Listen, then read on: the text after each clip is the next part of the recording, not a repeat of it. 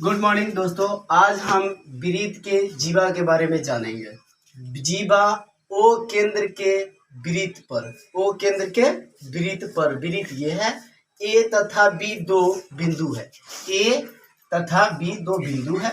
A B रेखाखंड को वृत्त की एक जीवा कहते हैं। यहाँ पे ए बी एक रेखाखंड है, इसको हम वृत्त की जीवा कहते हैं। जीवा के बारे में थोड़ा और हम जान लेते हैं। एक वृत्त में अनगिनत जीवा खींची जा सकती है। वो कैसे? ऐसे देखिए, यहाँ पे एक जीवा खींचेंगे, यहाँ खींचेंगे, यहाँ खींचेंगे, यहाँ खींचेंगे, यहाँ खींचेंगे, यहाँ खींचेंगे।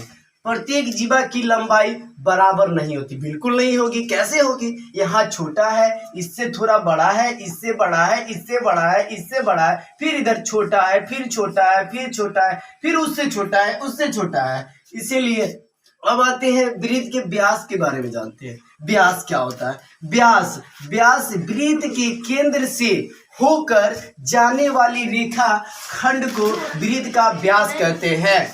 वृत्त का व्यास कहते हैं। चलिए, वृत्त का क्या कहते हैं? वृत्त के केंद्र से होकर जाने वाली। अब यहाँ देखिए, वृत्त का यह केंद्र है, इसी से होकर के एक रेखा खंड गई कि ना गई? गई। इसी को हम क्या कहेंगे? व्यास कहेंगे। इसकी लंबाई त्रिज्या की दुगुनी होती है। मान लीजिए त्रिज्या इतना होता है कि नहीं? आर, यहाँ होता है त्रिज्या, इसी को डबल कर देते, दुगुना कर देंगे तो ये हो जाएगा इसका, ये व्यास हम कह सकते हैं। इसकी लंबाई त्रिज्या की दुगुनी होती है, व्यास का। परिधि अब आते हैं।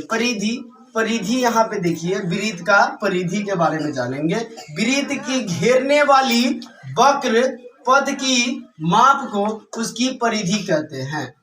वृत्त की घेरने वाली वक्र पद की माप को उसकी परिधि कहते हैं। यहाँ देखिए, यहाँ पे घेर रखा, यहाँ घेर रहा है, यहाँ घेर रहा है, इसी को हम क्या कहेंगे? वृत्त की परिधि कहेंगे।